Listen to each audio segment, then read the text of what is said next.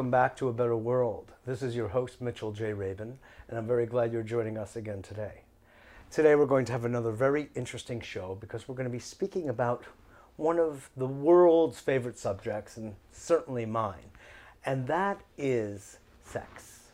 Sex, sexuality, the nature of sexual pleasure, how to get it, how to get more of it, and how to bring together two people, or more, but in this case we're going to be focusing really on two people focusing on maximizing their pleasure and maximizing their own masculine and feminine natures to realize that kind of outcome. We have with us today really an expert on the subject, and that is the author of this book, Women's Anatomy of Arousal, Secret Maps to Buried Pleasure, and that's Sheri Winston. Sheri has a really interesting background as a registered nurse. She's worked with gynecologists for many years. She's a licensed massage therapist and a nurse practitioner. She's been involved in helping bring babies into the world for 20 plus years. And for the past 10 years or so, she's been teaching about sex and sexuality. And in fact, not to mention the great pleasure of such a subject, it's so needed for people to kind of get clear and apprised, educated about this subject that is so deeply important to us all, and yet something that in different ways we all sort of shy away from and tiptoe around because it's so charged and important a subject. So on that note, Sheri, welcome to the show. Welcome. It's such a pleasure to be here. I'm so glad. As I was saying, sex is really the core. As I was saying to you before, biology is one of my favorite subjects, and right along with it are peace and love. Now, I was thinking about it. What is the hub of the wheel of all of those things? To create peace in the world, if people have a powerful, beautiful, satisfying sexual relationship, the hormones in the body bring them to a state of peace, right? Absolutely. If they want love, they ought to learn how to make love and all the caring that involves with the other person. And then they learn to be selfless. And, right? It's like the whole lesson of life is sort of like right there, the whole nexus. Well, I think sex pretty much is the energy that makes the world go around. Most life on Earth, complicated life, multicellular life, reproduces sexually. Asexual reproduction was good for a bunch of billion years if you want to make single-cell creatures. Yes. But once you want to get more complex, you need sex. Exactly. And so we've gone beyond the asexual, monocellular level. Fun. Exactly. So once you recognize that sex is the manifestation of the life force, then you understand that it's an integral part of who we are and what life is. And when you connect to your sexuality, not as something separate, not as an activity that goes on behind a locked bedroom door. Yeah, with the lights off, perhaps. But as, God forbid. But as part of who you are, as part of your core nature, that's part of everything. That's a whole different relationship to your sexuality. And that's what I believe. Well, I completely agree with you, and I have been contemplating this a lot for a long time. In fact, a book I'm writing, I did a whole long chapter on the subject. And in contemplating, Sheri, I said, the entirety of nature is actually designed around sex. And it sounds like, who didn't know that? But when you really sit back and holistically contemplate that reality, and say, my God, this thing that we do behind a closed door with the light out, under the covers maybe, is like the true splendor of all of nature's and creation. It's like, what are we doing? Bring it out and celebrate and honor and sacralize this magnificent way of being.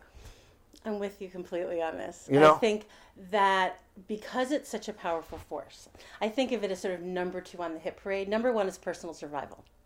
I must survive. Number 2 is reproduction. How does that song go? I will survive. That's number 1. You're reminding me. But after that, it's all about love and sex. It's all about sex. It's all about reproduction. And that energy, that drive is so powerful, we can't suppress it. cultures have tried. We've got 2,000 years of Western culture that has tried really hard to suppress our sexuality, to repress it and keep it contained and separate it from the sacred, separate it from the rest of our lives, and separate us from our own sexuality, and it doesn't work. And in fact, you were talking about peace and love.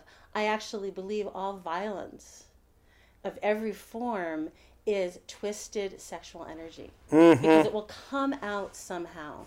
And the more you try and stuff it in, the more you try and deny it, the more you get things like pedophile priests, people whose sexual energy will come out, but in this twisted, violent way. Contain it.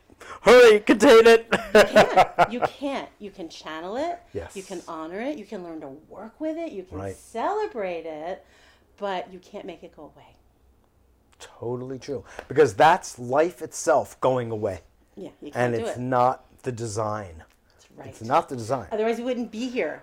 Exactly. And you and Freud agree. A number of things. There's a few places where we don't quite see eye to eye. Right. Cocaine? That's it.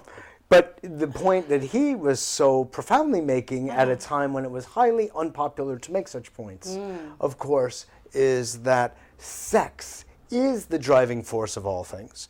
And it will either be channeled in terms of creativity, artistic, philosophical, scientific, what Love, have lust, you. desire, Love, attraction, yes. and also Or- the creative art. Exactly. Or it will be suppressed, and as you were saying, it will come out in some form of aggression, violence, unconsciousness. Absolutely. Yeah. So, hence, the work that you do, that we do around this subject is really of vital importance with true sociological and larger implications. If people get together on the level of sexual harmony, what comes therefrom is truly a world that could work.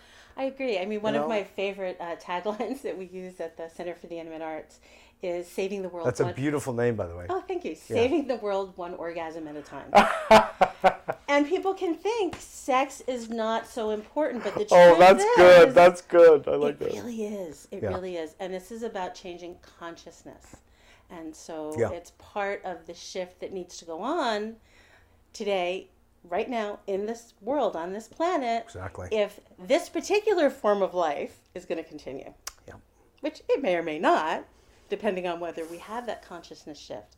And holistic sexuality, my ideas and beliefs about sexuality really are foundational to that integral shift in consciousness.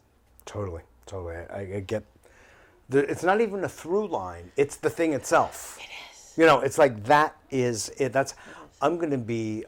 It's such a pleasure to be here with you and have you on the show and talking thank about you. these things because it's really so central. It's a central thing. Mm-hmm. On that And note, it's great to have better sex and better orgasms and better relationships personally also. definitely, And that's really important. People Definitely. have to be motivated by enlightened self-interest. definitely. But it's good to understand that there's a big world implication about Well, this too. you know, when people kind of cognize and digest the reality of the micro relationship to the macro, then they get what we're doing in our personal lives, behind closed doors, not behind closed doors, is actually having a true impact on all that happens on every level of reality. And we have physics and quantum physics to thank for understanding that micro macro relationship. Everything kind of turns and pivots, you know. On that note, I'm going to be giving a talk to an organization that's part of the UN, the SEAT organization, the Enlightenment Society. I've spoken there a couple of times already over the years, and they've invited me back to speak again. And I was thinking, what would I like to speak on? And I'm going to be speaking about a new paradigm in diplomacy, what I call creative diplomacy. And I use something called therapeutic theater that is also known in some circles as psychodrama. But I also am intending to speak about something that's going to be a real hot button in that context that they least expect: sex. Excellent. Okay? Because in reality, there is no way that these men and women can be parading the cause of peace and well-being for their nations, if they themselves are really deeply sexually repressed, depressed, suppressed, it's not going to happen. In reality, it cannot happen. Otherwise, you end up with peace agreements and treaties on paper, but not in reality. Sounds fantastic. You know? Yeah. Let's dive into what you're doing here, because this is not only well written, but also really entertaining, and you've got like brilliant quotes strewn throughout. And no, truly, I think it's really well done, and I really appreciate it. And not to mention lots of images of love, of man, of woman, and it's and sex, and that's right. And what we're going to do, as we discussed, we're going to do 2 shows with you, and we're going to start with the principle of the courtship, if you will, and what the relationship is between a man and a woman as they get to know each other and start to become fond of each other. And then we'll slowly and surely narrow the focus into those areas that are really most titillating, tantalizing, and the second show will start, let's say, really inside the womb of creation. Right. Oh, that sounds fun. Let's go. On the outside, what would you say, what would be your words to, now that we understand the larger social implications of lovemaking, what on a personal level would you want to share with people about the nature of courtship and man and woman? Well, let me start with a big picture, because That's where I like I to was going. start with a big picture and a framework, and then from there get more and more focused. Excellent. So the framework I want to start with is actually going to go beyond men and women, because this also applies to same-sex couples. And it's actually going to go deeper than that, because what I really want to start with is the individual. Because I think our relationship with our own sexuality is the foundation for all of our other relationships and connections. So I think it starts with the individual and our relationship with ourselves.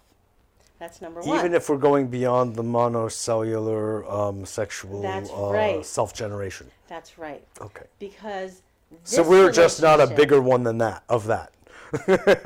Well, we have both masculine and I'm feminine. playing with you. I know. Yeah, okay.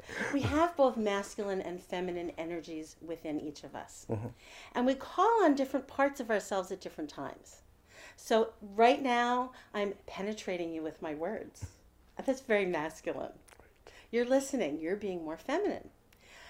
And when we understand we all have both of those energies within us, it gives us a bigger framework to understand our intimate relationships and attractions. And it may reflect our equipment, or it might not. Exactly. So one of the models, I love to borrow models from different cultures that have proven useful over time. And a really useful one for understanding men and women is the yin-yang model of the Taoists. And I'll say, when I first started teaching this and I would talk about how men are and how women are, I'd get in trouble every time, because not all men are like that and not all women are like this, or some people are both, and somebody would always argue with those generalizations. Exactly. It wasn't 1 foot, it was 2 feet in your mouth. Yeah, and we don't want to be stereotyping. We don't want to get trapped in gender roles. So how can we talk about the differences and how to play together nicely with a partner, whether it's same-sex or opposite-sex partner? How can we talk about that without getting stuck? Well, the yin-yang model gives us a great way, because it's about energy. So if we start looking at what we think of as masculine energy or yang energy, and think of that as the energy of giving and doing and penetrating and putting out and initiating. Okay. Yin energy, which is commonly associated with the feminine, is the energy of opening and receiving and taking in and transforming and showering that back out, whether it's birthing a baby or showering out love. So you start thinking of it as giving and receiving energy, yin and yang energy, masculine and feminine, and you start going, oh, I've got both of them inside me. And even if I'm just having sex with myself, which is our foundational sexual relationship, this one, if I'm having sex with myself, I've got to initiate. I've got to be the young person. And I have to receive. I've got to be both when I'm doing it with myself. And even in your mind, you will be polarizing. Do you know? I mean, you may be, let's take a heterosexual situation. You will be thinking about this man that you're married to, that you love, etc. Or that I've just made up. Or there you go. Right. The Jolly Green Giant. Who knows? Right? And it's all okay. Exactly. That's the point. So even internally, you're polarizing the different aspects of yin and yang in order to create arousal and interest. Let's say. Yes. So sexual energy is the dance between those polarities inside myself, and then attraction is when it's between two people. And that's why this applies whether it's between a heterosexual couple or a same-sex couple.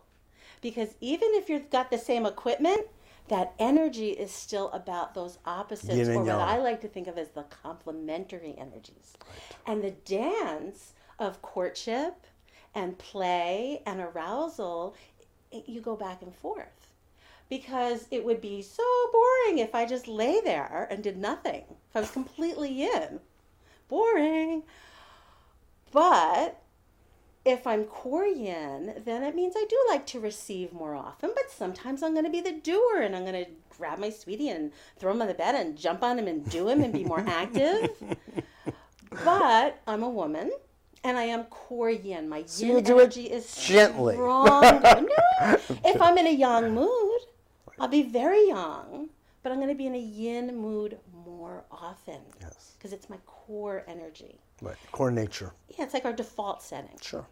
And we tend to be attracted to somebody whose energy meshes, complements ours. So as a core yin person, I'm going to be attracted to core yang people, which are usually men, but not always. There are some women whose energy is core yang. And if I'm going to be attracted to a woman, that's probably the kind of woman I'm going to be attracted to. And yang energy is that energy, when you think of mammal mating behavior, you can see it playing out. The feminine, the female, goes into heat. She sends out a signal. I'm in heat. I'm fertile. The males, they start sniffing. They smell. Hi, guys. They gather around. I smell some hormones. Something smells good over here, right? The female's just hanging out, being open, sending out the signal, being radiant with her energy. And the males, the hunters, the pursuers, they actively congregate around.